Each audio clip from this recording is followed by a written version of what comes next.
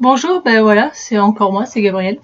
Aujourd'hui, je vais vous parler de le psy et les attestations qu'il faut avoir justement pour aller voir l'endocrinologue et ou les chirurgiens pour plus tard si vous voulez faire une chirurgie. En tout premier lieu, j'ai commencé ma transition le 30 mai 2016 à Marseille. Donc je suis allée voir le psy pour la première fois, il était vers 14h30. Je suis allée, j'étais stressée, je ne savais pas comment commencer. Du coup, j'ai dit bonjour, bon voilà, c'est un peu compliqué, je vais parler de mon problème, parce que, en fait, on va dire qu'il y a des gens qui me disaient que c'était un problème. Du coup, j'étais mal dans ma peau, j'ai fait plusieurs conneries, on va dire vice versa, pour vite passer sur mon passé. Donc du coup, j'ai eu 6 rendez-vous avec elle, et ça n'a pas marché avec elle, parce que je n'ai pas eu encore, disons, vers le mois de juillet-août. Normalement, j'aurais dû avoir l'attestation avec elle, je ne l'ai pas eu du tout, car après, j'ai déménagé au mois d'août à Saint-Etienne.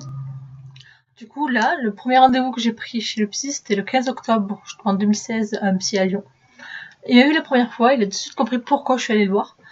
Alors, en premier lieu, je lui parlais, il m'a parlé un peu de mes problèmes, je lui parlais aussi de ce que je faisais à la vie, de ce que j'envisageais de faire. Bon, pour le moment, lui, il n'est pas trop pour toutes les chirurgies, parce qu'il dit qu'il y en a qui sont dangereuses, en même temps, je peux le comprendre. Ensuite, il m'a dit, oui, je vous le fais de suite, l'attestation, mais par contre, il faudrait revenir le mois prochain, car il faut au moins comptabiliser 2 séances avec moi. Donc, je suis re-allée le voir le 25 novembre 2016, et là, il m'a attendu la petite attestation, j'étais super content de l'avoir. Donc là, après, il m'a demandé de faire les démarches pour tout ce qui est ALD, donc je vais en parler de l'ALD dans une prochaine vidéo s'il faut, pour venir vous aider.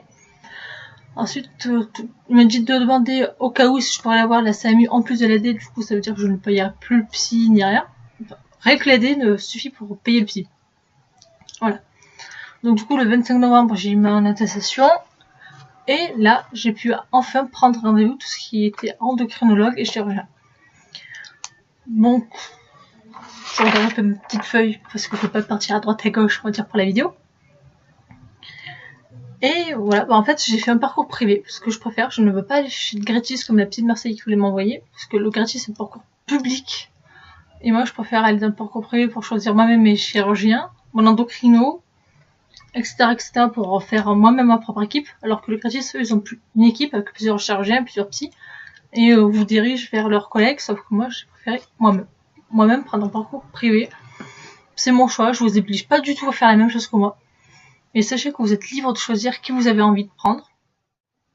Alors maintenant, je le vois à peu près une fois par mois ou une fois tous les 2 mois pour parler pour ma transition et parler de mes problèmes si j'en ai. Il est super sympa, donc si mettons vous avez des questions, venez à MP. Après, justement en description tout en bas de la vidéo, je vais vous mettre tout ce qui est la banque de données des psys qui sont référencés en France. Bon, il n'y a pas tout malheureusement, parce que c'est une base de données que tous les étrangers ils mettent au fur et à mesure à jour. Donc je vous conseille d'aller voir à peu près tous les jours ou tous les mois pour voir s'il n'y a pas une mise à jour. Donc je vous souhaite une bonne journée et à bientôt. Bisous.